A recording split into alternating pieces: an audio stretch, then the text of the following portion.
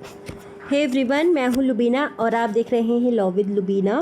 तो आज हम आपको पढ़ाने वाले हैं बीएनएसएस में क्या क्या टाइमलाइन फिक्स की गई है इन्वेस्टिगेशन और ट्रायल के लिए। तो हम स्टार्ट करते हैं।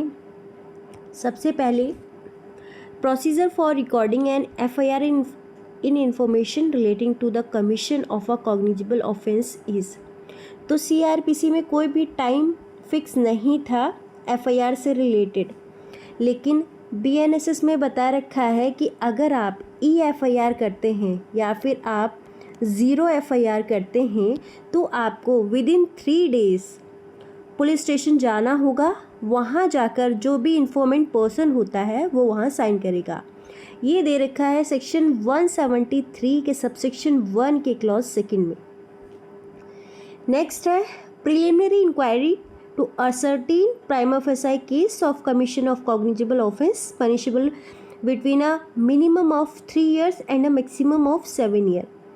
तो सीआरपीसी में पहले 154 में कहीं भी ये प्रोविज़न नहीं था कि प्रिलिमिनरी इंक्वायरी की जाएगी अगर ऑफेंस जो है उसका पनिशमेंट 3 ईयर है मिनिमम और मैक्सिमम 7 ईयर है। लेकिन अब बीएनएसएस में बता रखा है कि 173 के सबसेक्शन 3 में बता रखा है कि अगर कोई ऐसा ऑफेंस है जिसमें पनिशमेंट 3 साल से ज़्यादा है परंतु 7 साल से कम है तो वहाँ पहले प्रिलिमिनरी इंक्वायरी कंडक्ट की जाएगी, तभी मुकदमा दर्ज होगा। तो यहाँ पर ये टाइमलाइन दे रखी है 14 डेज़ की। 14 डेज़ के अंदर अंदर इंक्वायरी होगी, प्रिलिमिनरी इंक्वायरी, उसके बाद ही मुकदमा दर्ज होगा। नेक्स्ट है police to forward daily diary report in non cognizable cases to the magistrate. पहले नॉन कॉग्निजेबल केसेस में सीआरपीसी में 155 सेक्शन में कहीं भी नहीं कोई टाइम बता रखा था कि कितने दिन में रिपोर्ट फॉरवर्ड की जाएगी डेली डायरी की मजिस्ट्रेट को। लेकिन अब बीएनएसएस के सेक्शन 174 के सबसेक्शन 1 के सब क्लॉज 2 में बता रखा है कि विद इन 14 डेज़ में नॉन कॉग्निजेबल केसेस की रिपोर्ट मजिस्ट्रेट को सेंड की जाएगी। अरेस्ट से related arrest person to be entrusted to the police or nearest police station where arrest has been conducted by a private person।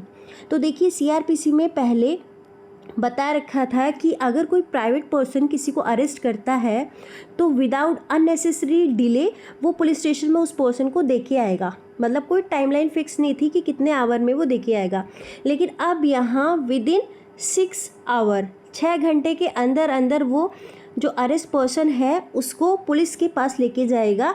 ये बता रखा है सेक्शन 40 BNSS में। इन्वेस्टिगेशन से रिलेटेड बात करें तो forward of inquest report to the district magistrate और सब डिविजनल मजिस्ट्रेट, ये पहले सीआरपीसी में था 174 के सबसेक्शन 2 में। शैल बी फॉरवर्डेड मतलब कि सिर्फ फॉरवर्ड किया जाता था, कोई टाइमलाइन नहीं बता रखी थी कि दिन में होगा या फिर आवर में होगा। लेकिन बीएनएसएस में बता रखा है विद इन 24 आवर, तो 24 आवर के अंदर जो है रिपोर्ट सेंड करनी पड़ेगी। नेक्स्ट आता है मेडिकल प्रैक्टिशनर से related. Investigation medical practitioner to be forward the medical examination report to the police. Section 53 था सीआरपीसी में, लेकिन कोई भी टाइम फिक्स नहीं था। अब यहाँ पे बता रखा है 51 के सबसेक्शन 3 में विदाउट एनी डिले, बिना किसी डिले के रिपोर्ट सेंड की जाएगी। नेक्स्ट इन्वेस्टिगेशन से ही related forward of medical examination report of a victim of rape by a medical practitioner to the investigating officer. तो जो विक्टिम का जो रेप का जो मेडिकल रिपोर्ट होता था तो इन्वेस्टिगेशन ऑफिसर जो होता था उसको फॉरवर्ड करता था 164 के ए के सबसेक्शन 6 में विदाउट एनी डिले। लेकिन अब यहाँ पे आ गया है 184 के सबसेक्शन 6 में 7 डेज़ के अंदर अंदर रिपोर्ट सेंड करनी ही होगी। नेक्स्ट है इन्वेस्टिगेशन से related copy of search record to be forwarded to the nearest magistrate empowered to the take cognizance of the offence. 165 के 5 में था, अब 185 के सबसेक्शन 5 में है विद इन 48 आवर में ये रिपोर्ट सेंड करनी होगी मजिस्ट्रेट को, आपको जो भी सर्च हुआ हो कॉग्निजेंस से रिलेटेड ऑफेंस से रिलेटेड। नेक्स्ट है इन्वेस्टिगेशन से रिलेटेड ही है। Audio video recording of search and seizure procedure to be forwarded by the police officer to the district magistrate, sub divisional magistrate और judicial magistrate of the first class. पहले audio video recording का कोई section ही नहीं था। ये जो 105 है ये न्यू ऐड किया गया है, जो कि इस पूरे बेयर एक्ट की जान है। जो पूरा बेयर एक्ट जो है वो हम ये कह सकते हैं कि सबसे मेजर जो चेंज हुआ है BNS में, वो सिर्फ यही हुआ है कि अब कुछ भी सीज और सर्च, अगर पुलिस ऑफिसर कुछ भी सर्च करते हैं या कुछ भी चीज़ सीज करते हैं तो उसकी ऑडियो वीडियो रिकॉर्डिंग की जाएगी। पहले टाइम भी नहीं था, क्योंकि जब सेक्शन ही नहीं था तो टाइम कहाँ से होगा। अब यहाँ पे 105 बता रखा है कि आप वीडियो बनाएंगे, जो भी आपको मिलता है और वो मजिस्ट्रेट को दिखाएंगे। नेक्स्ट है show cause notice period for person to appear before any court magistrate before the attachment of property eligible to be proceed of crime. पहले कोई भी टाइम फिक्स नहीं था। अब सेक्शन 107 के सब सेक्शन 2 में बता रखा है कि 14 डेज़ के अंदर अंदर आपको शो कॉज नोटिस दिखाना पड़ेगा। नेक्स्ट फिर इन्वेस्टिगेशन से related distribution of proceed to crime from attest और seize property by the district magistrate. कोई टाइमलाइन फिक्स नहीं थी CRPC में। अब 107 के सब सेक्शन 6 में बता रखा है विद इन 60 डेज। नेक्स्ट है इंफॉर्मेशन और status of investigation to victim informant. पहले देखिए विक्टिम को कोई भी इन्फॉर्मेशन नहीं दी जाती थी। अगर विक्टिम को कोई भी जानकारी चाहिए होती थी तो विक्टिम क्या लगाता था, status report. Status report court से मांगता था, जिसके थ्रू उसे जानकारी मिलती थी। लेकिन अब यहाँ पे मैंडेटरी हो गया है कि विक्टिम को भी सारी इन्फॉर्मेशन दी जाएगी कि उसकी इन्वेस्टिगेशन में क्या चल रहा है। पहले 173 में था ये प्रोविज़न, मतलब 173 में था, लेकिन कभी इसको अप्लाई नहीं किया जाता था, सिर्फ स्टेटस रिपोर्ट मांगी जाती थी। लेकिन अब BNS के सेक्शन 193 के सब सेक्शन 3 के सब क्लॉज 2 में बता रखा है कि विद इन 90 डेज़ आप विक्टिम को इन्फॉर्मेशन दोगे कि क्या चार्जशीट आई है और क्या इन्वेस्टिगेशन उसके केस में हुई है। विक्टिम का भी अब राइट है कि उसे भी बताया जाएगा। अब चार्जशीट से related further investigation during trial, post filing और charge sheet on grant of permission from the trial court. तो पहले 173(8) जो हम फर्दर इन्वेस्टिगेशन के लिए एप्लीकेशन लगाते थे कि आगे इसमें इन्वेस्टिगेशन अभी फर्दर है, उसके लिए एडवोकेट एप्लीकेशन लगाते थे मजिस्ट्रेट के पास। अगर मजिस्ट्रेट परमिशन दे दिया करते थे तो फर्दर इन्वेस्टिगेशन की जाती थी। कोई भी टाइमलाइन फिक्स नहीं थी। लेकिन अब फर्दर इन्वेस्टिगेशन की अगर एप्लीकेशन लगाते हैं तो विद इन 90 डेज उसको कंप्लीट करना पड़ता है। नेक्स्ट है further investigation during trial, post filing of chargesheet on grant of permission from the trial court. पहले जब परमिशन ली जाती थी तो उसमें बता रखा था कि मतलब कोई भी टाइमलाइन फिक्स नहीं थी कि कब तक दी जाएगी। लेकिन अब है कि 14 days with in the date of production और अपीयरेंस ऑफ एक्यूज्ड, सेक्शन 193 के सबसेक्शन 9 में। अब 14 डेज़ के अंदर अंदर वो परमिशन दी जाएगी जिस दिन से एक्यूज्ड अपीयर हो जाएगा, सेक्शन 193 के सबसेक्शन 9 के under. Cognizance by to taking cognizance after lapse of limitation period for certain offences, section 468 के सबसेक्शन 2 में 6 मंथ का टाइमिंग था कि अगर जो पर्सन है उसका मतलब कॉग्निजेंस नहीं लिया जाता है तो वहाँ पर फाइन पड़ता था, विद इन 6 मंथ होना चाहिए। अब यहाँ पे बता रखा है 6 month from the date of filing complaint before और FIR और offence punishable with fine, section 514 के सबसेक्शन 2 में बता रखा है। सेम वही है जो पहले था। कॉग्निजेंस CRPC में 1 year for offence punishable not exceeding 1 year of imprisonment. अगर ऑफेंस की जो सज़ा है वो 1 साल होती थी तो उसमें 1 ईयर तक का टाइम था, इसमें भी 1 ईयर ही बता रखा है। नेक्स्ट है 3 ईयर था पहले, अगर 3 साल तक के ज़्यादा का ऑफेंस होता है। अब यहाँ पे बता रखा है 3 year from the date of the filing complaint, जिस दिन कंप्लेंट फाइल की जाती है। FIR on offence punishable with in more than 1 and maximum, यहाँ पे भी इतना ही बता रखा है जो कि पहले था। नेक्स्ट है cognizance grant of section the government of prosecution for of जजेस पब्लिक सर्वेंट, पहले कोई भी टाइम नहीं था 197 के सबसेक्शन 1 में, अब बता रखा है कि 120 डेज़ का टाइम दे रखा है कि 120 डेज़ में आप जो है अगर आप सैंक्शन देते हैं तो उसकी परमिशन दी जाएगी, जो कि सेक्शन 118 के सबसेक्शन 1 में बता रखा है। नेक्स्ट है commitment of court of session, तो यहाँ पे बता रखा है proceeding undertaking by the magistrate to commitment of case to the session court where the offence are exclusively triable by the court of session. तो जो हम 209 पढ़ते थे कि फाइल कमिट होके जाती थी, कोई भी टाइम फिक्स नहीं था, लेकिन अब यहाँ पे कमिटल का टाइम बता रखा है कि 90 डेज़ के अंदर अंदर जो है इसको फाइल को कमिट किया जाएगा, जिसको एक्सटेंड किया जा सकता है 180 डेज़ में।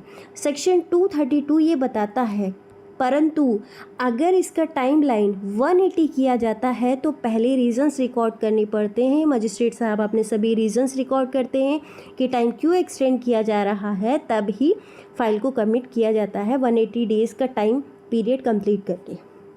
Charge framing of charge by magistrate for offence the magistrate is competent to try the punish. पहले 240 के सबसेक्शन 1 में था, कोई भी टाइमलाइन फिक्स नहीं था कि जो चार्ज बनेगा वो कितने टाइम में बनेगा, लेकिन अब कहा गया है कि जब फर्स्ट हियरिंग होगी उसके 60 डेज़ के अंदर अंदर जो है वो चार्ज फ्रेम किया जाएगा। 263 के सबसेक्शन 1 में दे रखा है।